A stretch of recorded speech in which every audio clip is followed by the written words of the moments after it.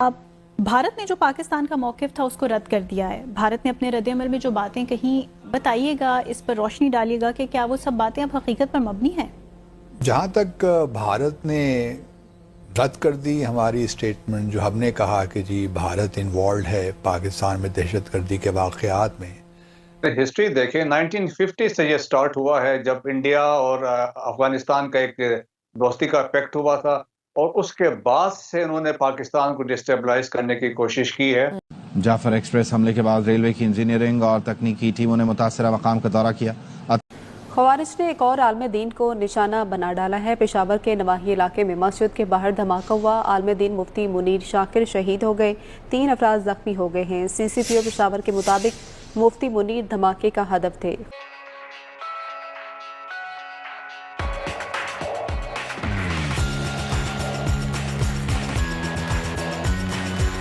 तो भारत से हम ये तवक्को तो नहीं रख सकते कि वो उसको तस्लीम करेगा। बिल्कुल।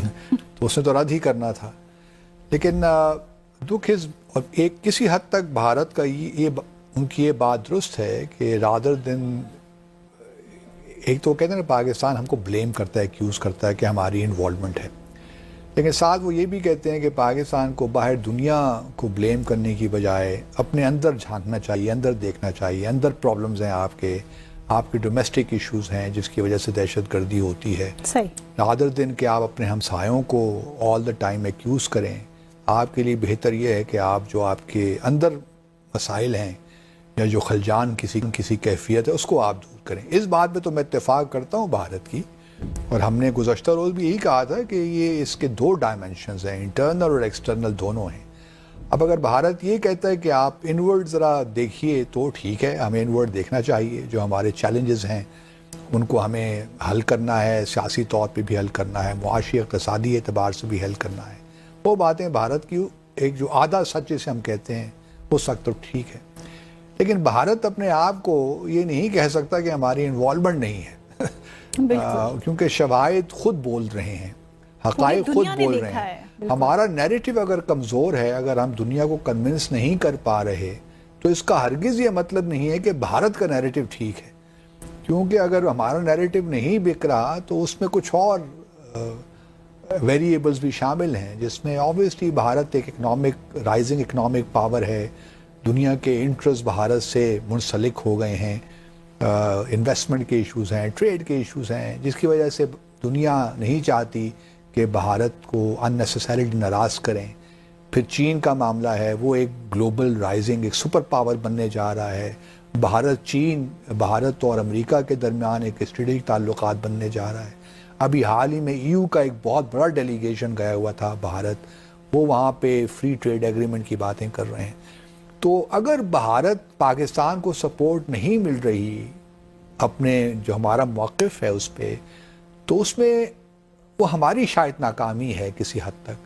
लेकिन इसका हरगिज़ ये मतलब नहीं है कि जो भारत कह रहा है वो ठीक भी कह रहा है। डेफिनेटली। क्योंकि जो हक़ाइक़ ज़मीन पे हैं वो तो कुछ और ही दिखाई देते हैं ना। सही। इसीलिए मैं अक्सर अब पिछले कई दिनों से मैं कह भी रहा हूँ कि कुलभूषण जादेव को, कमांडर कुलभूषण जादेव, जिसको हमने 2-3 मार्च 2016 में अरेस्ट किया था, और उसको अब हाई टाइम कि हम उसकी जो मर्सी पटिशन है आर्मी चीफ को, उसको रद्द किया जाए, उसको मुस्तरद किया जाए। फिर ठीक है, उसके पास एक और लीगल ऑप्शन मौजूद है कि वो अपनी मर्सी पटिशन सदर पाकिस्तान को दे, फाइल को इफ़ेक्टिव और चलाएं। वो भी हमारी बेवकूफ़ाना रिकमेंडेशन थी। जिन साहब ने भी उस ज़माने में हमें ICJ में हमारा केस लड़ा, बहुत ही बुरी तरह लड़ा, तो वो पहले तो जाना ही नहीं चाहिए था हमें ICJ, क्योंकि हमने 27 मार्च 2017 ही को हमने जो हमारा रोम स्टैट्यूट था, हमने उसमें अपनी तब्दीलियां कर दी थी कि जो सिक्योरिटी के मामलात हैं उसमें हम ICJ की जुरिस्डिक्शन को नहीं मानेंगे। फिर 10 अप्रैल को हमारे अपने कोर्ट ने फैसला कर दिया था, और फिर आप देखिए 2017 में ये जुलाई के महीने में ये भारत लेकर गया इसको, मई के महीने में भारत लेकर जाता है ICJ।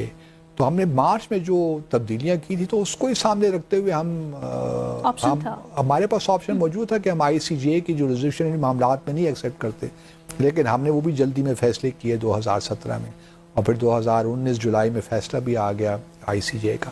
لیکن ہمیں ساتھ ساتھ یہ پروسیس تو چلاتے رہنا چاہیے نا, جو لیگل پروسیس دوسرا جو ہمارا ہے مرسی پٹیشن والا, تاکہ دنیا کو بتا تو سکیں نا. ہم چونکہ وہی ہے معاملات کے آدھا قدم آگے چلتے ہیں, پھر پیچھے بیٹھ جاتے ہیں, پھر ہمیں خیال آتا ہے, پھر ایک بہت بڑا واقعہ ہوتا ہے جس نے APS کا ہوا تھا 2014 میں. اسی قسم کے واقعات ہونا شروع ہو جاتے ہیں تو پھر ہمیں خیال آتا ہے کہ یار کچھ ہمیں کرنا چاہیے. ابھی بھی دیکھیں نا, کل جس طرح کل بھی یونائٹڈ نیشن سیکیورٹی کونسل کی میٹنگ ہوئی, وہاں کچھ ممالک نے کنڈیم کیا ٹیررزم ایکٹ کو, لیکن اس کا ہرگز یہ مطلب نہیں ہے کہ بھارت کو انہوں نے پاکستان کو سپورٹ کیا یا بھارت کو کرٹیسائز کیا, یا بھارت کا پاکستان کا جو نیریٹو ہے اس کو انہوں نے تسلیم کیا. گو کہ ہم کل باتیں کر رہے تھے کہ ہم بھارت کو ایکسپوز کریں گے, اب یہ بھی دیکھیے کچھ عرصے کے بعد یہ ختم ہو جائے گا معاملہ. تو جہاں تک ہے وہ کس طرح سے, وہ اس طرح سے کہ ہمارے میں وہ ہے نہیں نا, ہمارے میں ایک انسٹیٹیوشن کیپیسٹی نہیں ہے کہ ہم چیزوں کو مستقل طور پہ آگے لے کر جا سکیں. APS کا بھی دیکھیے واقعہ ہوا تھا نا, کتنے لوگ شہید ہو گئے تھے بچے ہمارے اس میں, لیکن اس کے بعد نیشنل ایکشن پلان بھی آیا, اس پہ کوئی عمل درآمد نہیں ہوا. تو ابھی بھی یہی ہوگا, کچھ لوگ کہہ رہے ہیں کہ نیا ایکشن پلان لے آئیے, وہ نیا ایکشن پلان بھی آ جائے گا. تو کوشچن یہ ہے کہ اس وقت بھی دیکھیے جو بھارت میں نیریٹو چل رہا ہے وہ یہ ہے کہ کیونکہ وہ BLA کو بار بار ان کے جو اسپوکس پرسن ان کو دکھا رہے ہیں اور لے رہے ہیں اور ان کے بیانات کو کوٹ کر رہے ہیں کہ جی ہم نے 214 جو ہیں پاکستانی اہلکار کو مار دیا, ہلاک کر دیا ہے, کیونکہ ہمارے قابو میں تھے, ہم نے ان کو یرغمالی بنا کے رکھا ہوا تھا. تو اب یہ نیریٹو وہاں پہ بھارت کے میڈیا میں چل رہا ہے اور صبح شام چل رہا ہے. مطلب کوئی ایسا میں 11 مارچ کے بعد سے اب تک میں دیکھ رہا ہوں بھارت کا میڈیا, وہاں پہ بس یہی خبریں چل رہی ہیں BLA کی, بلوچستان کو آزاد کروانے کی, اور یہی نیریٹو ہے ان کا کہ دہشت گردی نہیں ہے, یہ تو لبریشن کی جنگ ہو رہی ہے بلوچستان میں. تو اس پاکستان کو تھوڑا سا میں سمجھتا ہوں کہ اپنی گیم کو تھوڑا سا ریمپ اپ کرنا ہے. اور دیکھیں پختونستان کی بات ہوتی ہے یا سیپریٹسٹ موومنٹس بلوچستان میں تھی, تو اس وقت سے 50 سے انہوں نے یہ سٹارٹ کیا اور دونوں نے افغانستان کے سوائل کو یوز کیا. اور دیکھیں کہ بک ہے مائی اینیمیز اینیمی, اویناش پالیوال کی بک ہے, انہوں نے اس پہ لکھا کہ را کے ریفرنس انہوں نے لکھا کہ we provided everything from money to guns to Baloch separatist, everything یہ لکھا. اور اس کے علاوہ دیکھیں کہ پھر انہوں نے داؤد نے ان کو یہ کہا, پریزیڈنٹ داؤد نے, کہ آپ militarily engage Pakistan from the east and we will fix them from the west. تو یہ ان کی سوچ تھی افغانستان کی کہ شروع سے افغانستان اور انڈیا دونوں نے کوشش کی. Even Balochistan Peoples liberation front جب بنی 1960s میں, تو جب پاکستان نے کریک ڈاؤن کیا تو دے شفٹڈ ٹو کندھار, اور اس وقت بھی انڈیا افغانستان نے ان کو سپورٹ کیا. آپ کو یاد ہے کھاد جب تھی تو کھاد را کے ساتھ کوارڈینیشن میں پاکستان میں دھماکے کروا رہی تھی. NDS بعد میں را کے ساتھ مل گئی, نو جنرل ڈائریکٹر آف انٹیلیجنس مل کے را کے ساتھ پاکستان میں دھماکے اور سب چیزوں میں فیسلیٹیٹ کر رہے ہیں.